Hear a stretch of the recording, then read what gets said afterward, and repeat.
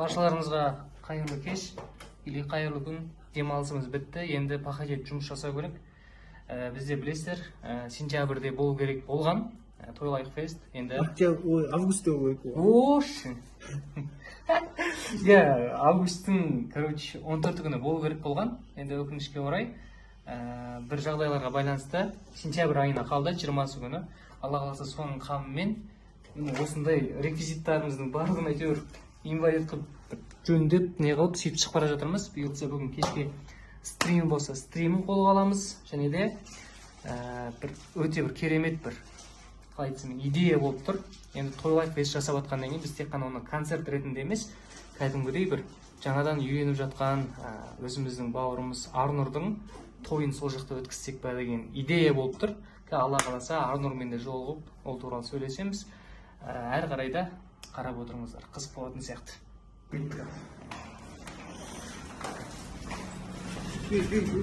Мне уже этот мир абсолютно понятен. Я здесь ищу только одного — покоя, умиротворения и вот этой гармонии от слияния с бесконечным вечным.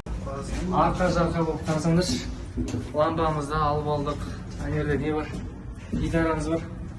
Всякий случай керек болып қалады деген. Және де міне біздің тойлайық несі. Енді бұл афиша емес, просто как билет ретінде осылай ұстап жүрміз. Қойын деп тұр ғой. Короче, жаңағы лампамызға сәл-пәл сеніңкіремей, бір дос балалар арқылы жаңа лампа, короче, мощный.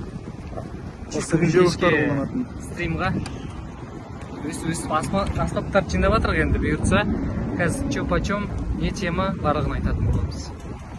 Ал құрметті челлендж сүйер қауым десең, қазір машинамен өзіміздің офисқа келіп қалдық. Офис алған болатынбыз, арнайылап кәдімгідей кірсейін деп жатырмық. Короче, заттардың барлығын қазір арқалап офисқа кіретін боламыз, сонымен жұмысымызға кірісетін боламыз. Сіздерден тек қана қолдау. Қалай қазір біз билет сататын боламыз прямой эфирда, осы жерде тойлайық үлкен Алматыда концерт болады 20 сентябрь. Сол аямай басып, мына жерде қараңыздаршы, стрелка тұр ғой, сол жерде позиция жасап отырамыз. Құрметті достар, барынша билет сату барлық способтарын қолданып отырмыз. Қазір стримға арнайы Марал деген кісі банкон болып келіп отыр бізге. Банкондарды бәріміз білеміз. Осы TikTok стрим арқылы барлығын сатады. Бұйыртса Алла қаласа бүгін бірінші күн стримдамыз. Қазір енді Алия маған көмек ретінде келді, как блогер ретінде стримға. Алла қаласа үшеуміз отырып кіріп сатамыз. Достар, Алла қаласа бізде 20 сентябрь күні үлкен Алматы аренада тойлайық фест деген үлкен концертіміз болады. Ол жақта тек қана ол концерт форматта өтпейді, кәдімгідей үлкен той форматында өтетін болады. Барлықтарыңызды біз концертке емес, үлкен тойға шақырамыз. Ойынсыз, ешқандай розыгрышсыз, бізде кім өзіне 4 осы концертке билет алады, сол адамға біз автоматты түрде функцияға 2 адамды жолдаманы подарок ретінде беретін боламыз. Өзіңіз көріп тұрғандарыңыздай стримда 2 сағат отырдық. Стримдағы адамдардың барлығы білмеген бірде-бір билет өтпеді, честно. Стрим болмайтын әңгіме болып, билеттер үшін енді басқа способтарын пайдаланып көреміз. Стримнан қалды. Сағат 11 бар. Сағат 9-да бастағанбыз. 11, 2 сағат отырдық. Сонымен қазір уже жабамыз. Бірде-бір билет өтпеді. Адамдар қызығушылық танытып отыр, бірақ та көбісі Алматыда болмай қалып жатыр ма?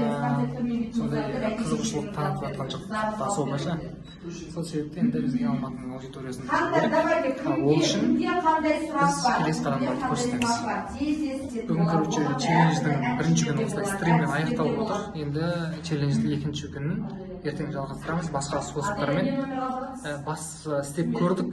Істеп көрмей, өкініп қалмай, басты жасап көрдік. Енді ертең Алла қаласа нартау екендер басқа нәрсе жасап көреміз. Челлендждің екінші күнін күтіңіздер. Сау болыңыздар.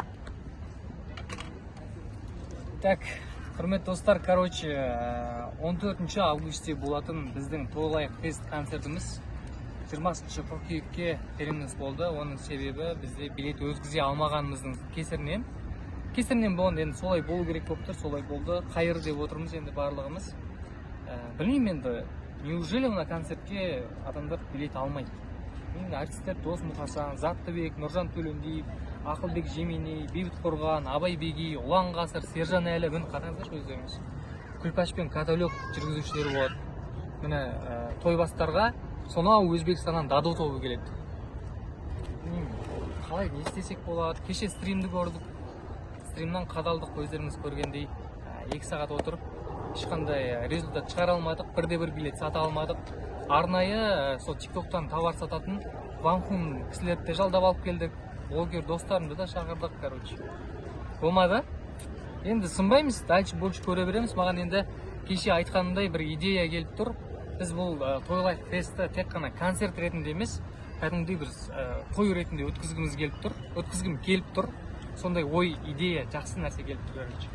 Енді бұлай, қазір хайпта жүрген, өзіміздің бойда жүрген, тойда жүрген, тойлатып жүрген, жақында үйленген Арнұр бауырымызға қазір звондап, осында шақырып сөйлесу керек болып тұр.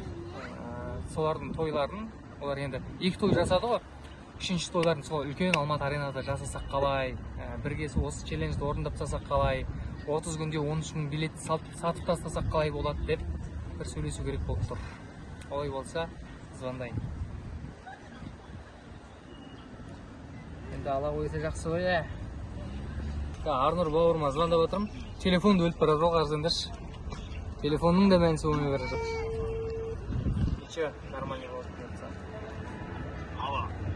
Ассалаумағалейкум, қалайсың, брат?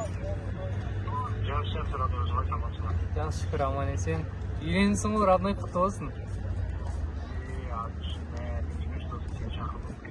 Сол ғой, неге шақырмады деп ойлап. Шақырмаған адамдар көп қорады.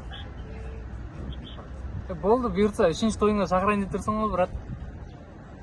3-ші той, ота шақырамай деді. Брат, осы 3-ші той туралы бір әңгіме болып тұр саған негізші. Қазір қайттасың? Досымен машинамен даржен тұрады, Родной, короче, Сайранға кел аласың ба? Сайранда отырым. Бір маңызды әңгімелер болып тұр. Прям срочно, сөйлесу керек болып тұр, короче.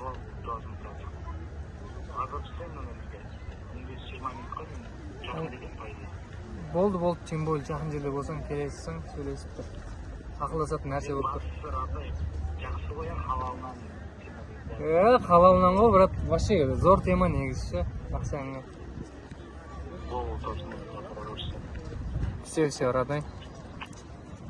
Давай. Вот, как раз жақын жерде жүр екен. Арнұр бауырым қазір келеді. Сонымен сөйлесіп, бұйыртса, жаңадан үйленіп жатқан жұптар ғой. Осылардың тойларын үлкен Алматы аренада жасап тастасақ зор болмақ, иә?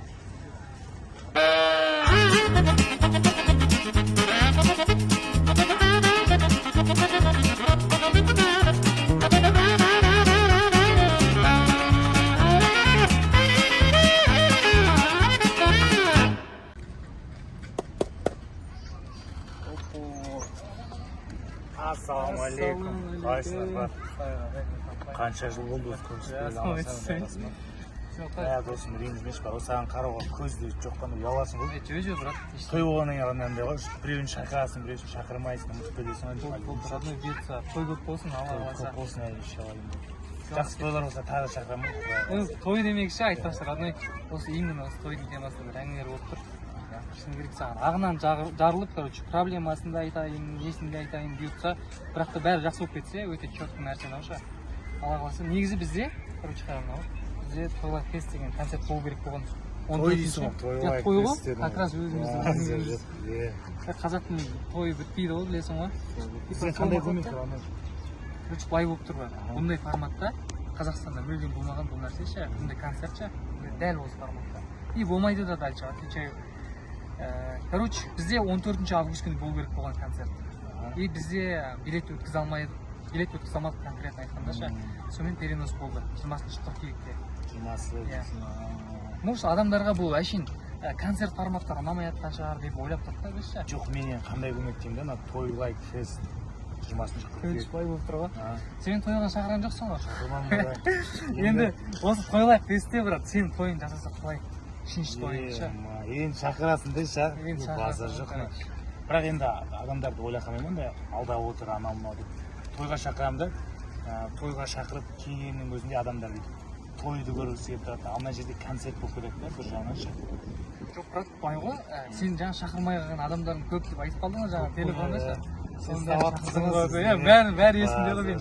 Именно тойға келген кезде, короче, жесткий вариант бар, ана битсек болады, қарасай. Мынау біздің той сияқты жасап, жаңа сен айттың ғой, үшінші той деген сияқты. Сондай жасап, бүкіл шақырылмаған адамдар. бұл сол болып тұр ғой. 20 сентябрь дейсің Самай айтқаным сол болып тұр ғой. Жігіттеріне камерамен түсіріп жібере ма? Алсамай келер. Бәрін айтып жатыр. Былай болып тұр. Бұл камера не үшін айтайын ба? Короче, біз қандай мақсат қойып отырмық қазір ше. Мен қолымдан келген бәрін істеп жатырмын. Короче, бізге осы 20 қыркүйекке дейін залды толтыру керек, аренаны толтыру керек 13.000 адамға. Бұл челлендж, короче.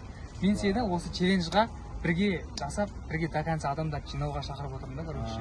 Алла қаласа сенің тойыңды сол жақта бірге өткізсек деп тұрмын. Негізінде енді андай ғой, бірақ той болғанмен көп адамдар жиналады. Мысалы мен той жасадым ғой, той ана алып келеді. Сондай мақсатпен той ананың орнына бұлар билет сатып алып, біздің тойға қатыса болады ғой сондай. База жоқ, вариант қой негізі. Қараңдаршы, қандай мықты әртістер тұр. Мысалы Дос Мұқасан менің тойымда болмады, Заттыбек Көпбосынов ағамыз болмады, Нұржан Төлендиев болмады, Ақылбек Жемини. Мынау тойды прям жыртып жүрген ағалар ғой мына жерде. Ұлан Ғасыр, Қами, Бейбіт. Ойлашы, Алматы аренада той жасаған адамдар ғой. Бірақ жасап тастайық та онда.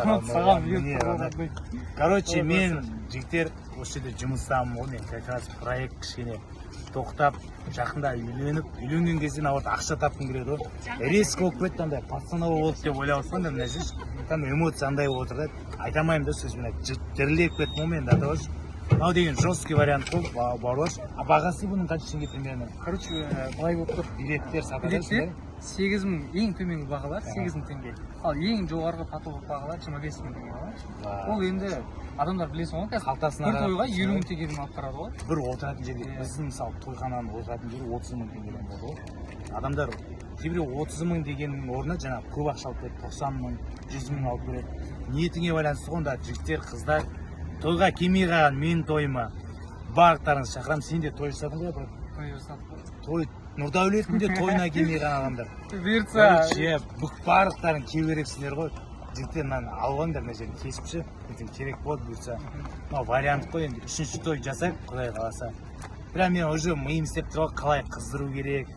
Біз ғана не істемеу керекпіз, тағы да жақында үйленген жұптар болса, олардың да таныстар жаңағы көп адамдар болды, келмей қалған. Барлығымыз қосылып, Алматы аренада 13.000 адам. Біз мысалы 400 адамға шақырдық, шаршап қалдық. Алматы аренада 13.000 адамға кез келген адам сияды, көп адам сияды. Мысалы бұл жерде мен ғана той жасамай, бүкіл адамдар жасаса, сиіп кетейін деп тұрғандай. Бұл жерде енді андай былай тойларға барған кезде адамдар бір жарты сағат, бір сағат келеді да, андай қанбай қалады ғой бейде ше. Бұл жерде короче той 3,5 сағат болады ғой. 3,5 сағат адамдар терлеп тұрып, короче, антракты болады. Кәдімгі той ойын деп тұр ғой. Сен келген андай бір энергиям көтеріліп қалып жаңа бүйтіп отырсың. Обязательно мен бар ғой, жігіттер жұмыс жасаймын мына жерде бірге жүргізейік. Біз бүйтейік та мына жерде екеуміз ғана жүргізбейік, команда, мықты команда. Жақында үйленген адамдар жасап, жанымыз қалай. Олар да той жасасын. 13.000 адамға ойласыншы, қаншама адам жасаса болады ол жерде. 20 адам, 50 адам той жасаса болады ғой. 3,5 сағатта каждый адам, каждый параның тойын көрсек болады. Сол себептен давайте Алматы аренада бұйырса 20 қыркүйек күні көрсек. Ол радай қара. Тойың жасауға келісіп тұрсың аренаға. Тойға шақырасың. Енді мына челленджді бірге до конца жүргізіп тастауға келісесіз. Құрметті достар, бүгіннен бастап біз бастаған челленджді осы Арнұр екеуміз бірге жалғастыратын боламыз и до конца аяқтайтын боламыз. Алла қаласа Арнұрдың тойы 20 қыркүйекте үлкен Алматы аренада. Келіңіздер. Барлықтарыңызды күтеміз. Күнделікті челлендж деді ғой, күнделікті түсіріп отырамыз. Қалай халықты жинау керек. Тойға дайындаласың ғой, мысалы кез келген адам. Мен мысалы өзім тойыма бір 3 ай дайындалдым. Бізде 20 қыркүйекке дейін 1 айдай бар ғой әлі. Құдай қаласа 3 ай дайындалмасақ та 1 айдың күнделікті. Адамдар қалай дайындалады? Киім аласың, тойға барғанда жаңағы переживать етесің, той ана қалай болады, өзін-өзі ақтай ма деп. Мысалы көйлек іздейтін, сол сияқты бүкіл нәрсені көрсек болады, өте қызық болайын деп тұр. Бізбен бірге 30 күн бойы, 30 күн болыңыздар, 1 ай бірге болайық. Құрметті достар, енді біздің кезек Арнұр екеуміз енді жақсылап ақылдасайық, чупа-чуп не істейміз, ары қарай челленджін не түсіреміз, және де билеттерді қалай сатамыз. Біз барлығын бірге Арнұр екеуміз. Ары қарай болғанда ертең қой, ертең жолыққанша бауырлар. Күнделік қалып отырамыз ғой. Ертең кейін давайте сәтті.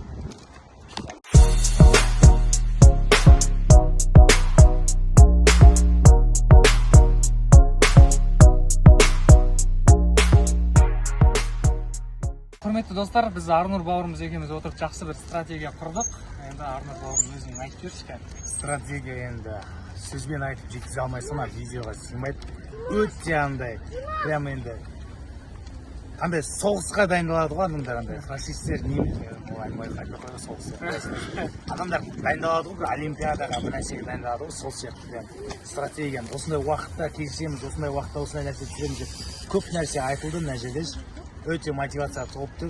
Ертең бірінші күн бұйырса бізбен бірге болыңыздар. Локацияны енді прям халық көп жүретін жерді таңдап, Нұрдәулет дегенше сол жақтан бастаймыз деп тұр ғой. Нағыз тойды жақсы көретін, нағыз қарапайым өзіміз сияқты адамдар жүретін жерге барайын деп тұр. Бізбен бірге болыңыздар, ертең барлығын көрсетеміз. Болды. Чатты локацияда жолығамыз ертең. Иншалла болып тұр ғой.